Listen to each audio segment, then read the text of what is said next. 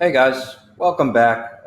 So today I'm going to run through a short video to kind of continue our series that we're doing on technical indicators that I use in my trading in different scenarios, obviously. But we went through a few already. We went through support and resistance, TTM squeeze, moving average crossovers. And now I want to go through RSI. I was going to do RSI and MACD in one video, but to be honest, they both deserve their own video and their own document. So I'm going to split them up.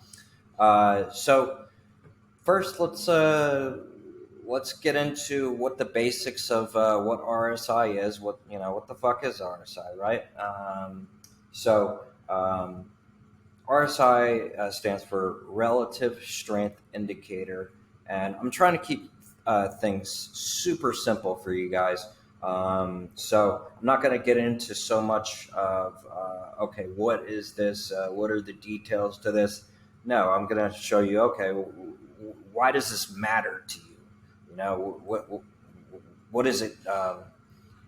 What use does it have to you? Let's get right into it. So I'll make this bigger for you guys so you can see. So this is the RSI indicator.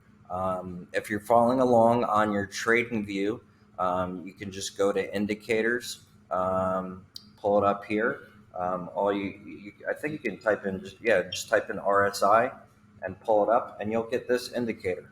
I'm also going to show you guys a really cool indicator as well that you can use pretty much instead of the RSI. It's called the divergence indicator. I'm going to get into that at the end of the video. So you would just then click on RSI, and you would be pulled up. Not with this, but it would then go to the bottom of your chart. So basically, RSI is calculated from, it's a number that's calculated from 1 to 100. Again, I'm not going to get into how it's calculated. It doesn't really matter, but I am going to show you how to use it. Technically, it can go over 100. I think it can go under 0 too, technically. You're really not going to see that. Generally, you have what's called oversold and overbought conditions. So again, think of it as a number from 1 to 100. So your oversold would be 30 or under. Okay, here's 30 or under, and your overbought would be 70 or over. And that would be considered overbought. So if you look, I haven't changed anything at all on the settings on this one. So this is what you'll see. As you can see here, here's 70, here's 30. So you have your 70 line here, your 30 line here, and then you have a line here in the middle at 50. That's called your midline. That is, think of it as your neutral line. So it's not neither overbought nor oversold. So that's really all you need to know to start. You also have the fast line and the slow line here. I'm not going to get into those on this video. So again, a stock is overbought. So when you hear someone say, "Oh, the stock is overbought," it's over 70 generally. It's oversold, and then it's generally at this 30 or under, or somewhere in this neighborhood.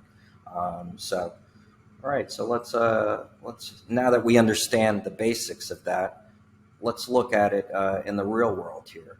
So this is the SPY 1 minute chart. Okay.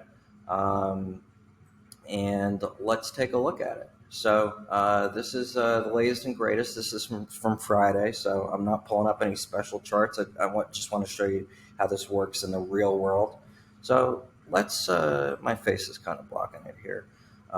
So here we got down pretty much to this 30 range here, 31. So this a SPY was uh, oversold basically here to the at the bell. And you can see what happened here.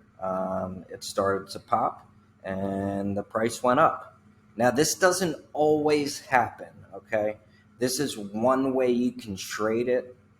It may not even be the best way to trade it, but as you can see, this is one indicator that you can use to help you in your trading.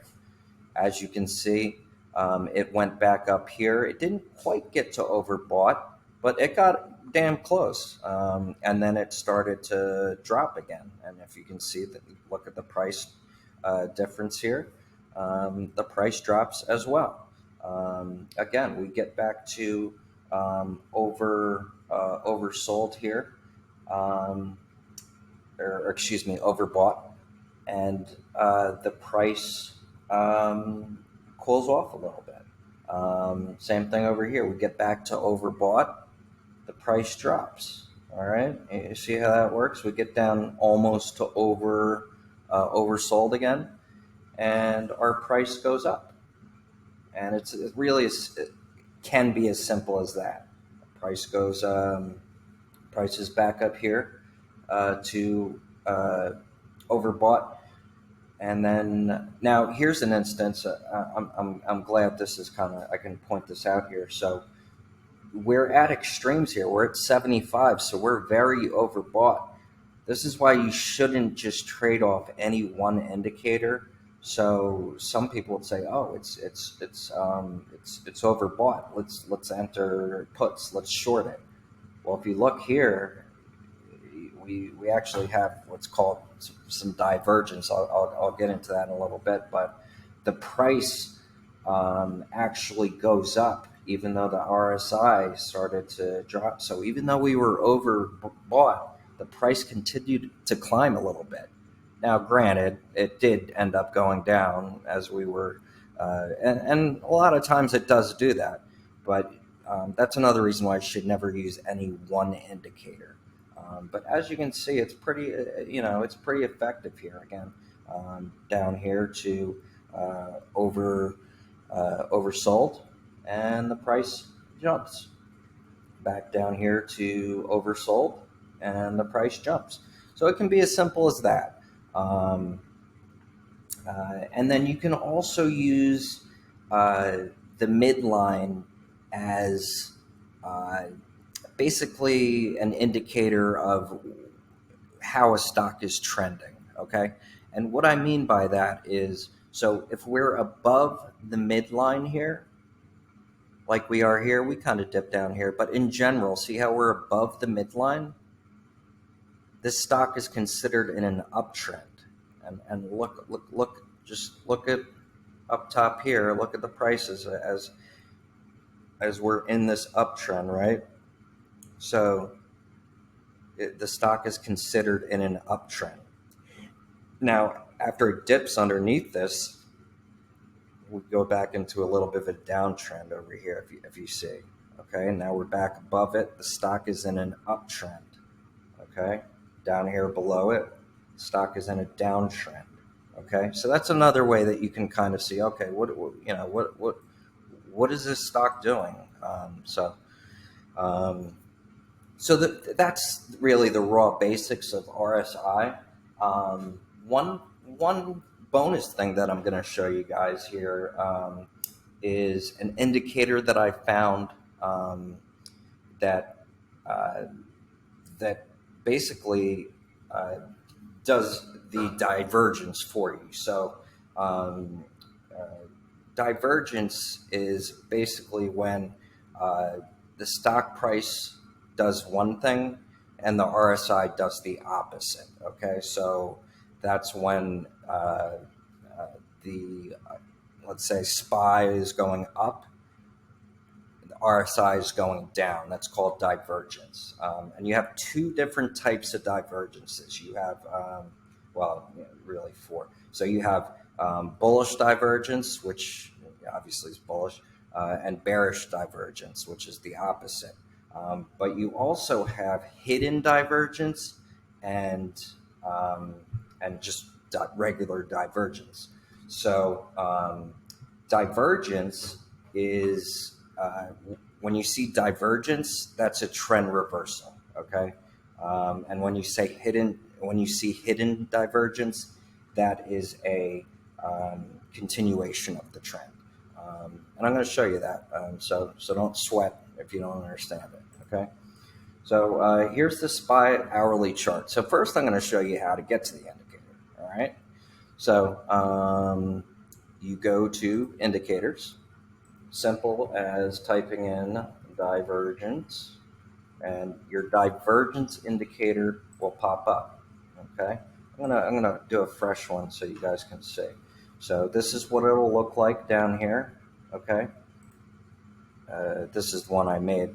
So what I want you to do is I want you to go to the settings here.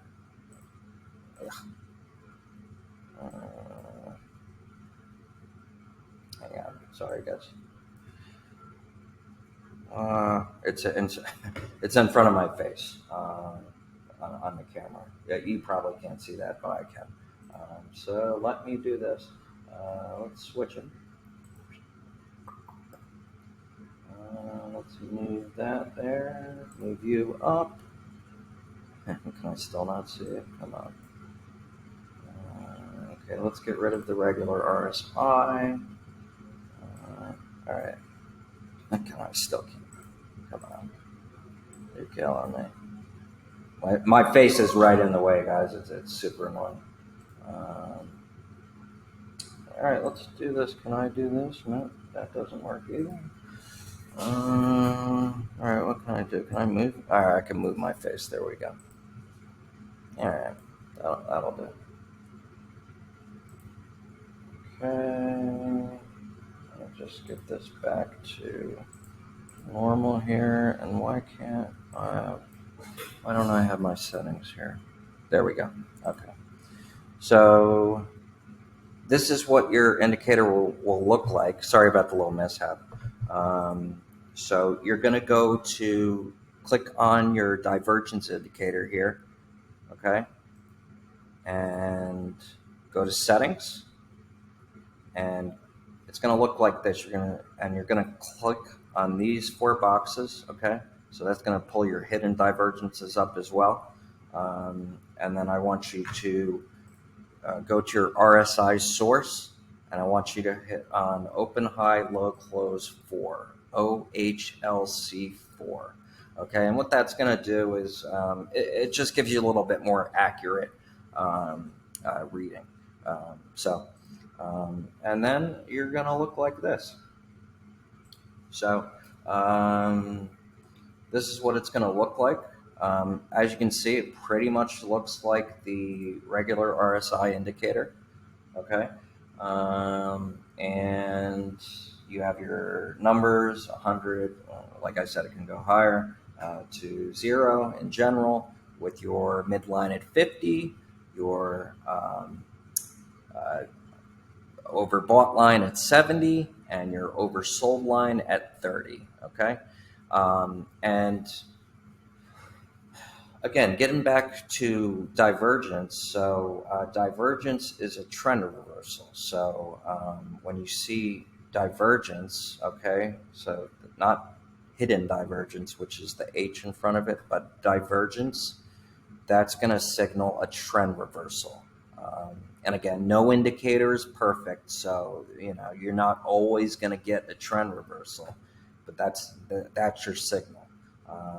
And a hidden divergence is a trend continuation. So that's just telling you, okay, the trend, what's happening should continue. Okay. So that being said, let's pull that down and let's look at the chart. Okay. So here we have bearish divergence here. Okay. And what that's signaling here is that a trend reversal is coming. So again, we're oversold. This is the SPY hourly chart, by the way. And so what that's signaling is some type of trend reversal coming, and you kind of see that as we drop there. Here you have bearish divergence again, and that's a signal again that some type of trend reversal is coming. And as you can see, we drop there. You have hidden bearish divergence here, and what that's saying is that the downtrend is likely to continue, and kind of. Again, this is not a perfect indicator. Hidden bullish divergence, so your uptrend is likely to continue. Okay, and there your uptrend does continue. And you can use this in place of the RSI indicator. And just going into it again, you have hidden bearish divergence here. So again, that's saying that your downtrend is likely to continue, and it does. Here you have bullish divergence here, which is telling you that you're looking at a reversal from the downtrend. And as you can see, you get your little pop there. Again, here, same type of thing. You get your pop there. And then again, hidden bearish divergence. That's another indicator that the trend is likely to continue, and it does. So there's a little bit of information for you guys. So that's RSI in a nutshell. I'm not going to go too much deeper into it. I think I covered really the basics. I hooked you guys up with a new indicator, and that really covers it. Again, I'm not trying to overcomplicate trading. Okay, I'm not going to give you guys a million different indicators or tell you to use a million different indicators. Generally, I use RSI. Well, first of all, support and resistance, number one. Always number one. Support and resistance. I'll use moving averages and moving average crossovers. We went over that. I will use RSI, and I'll use MACD, which we're going to get into in next week's video.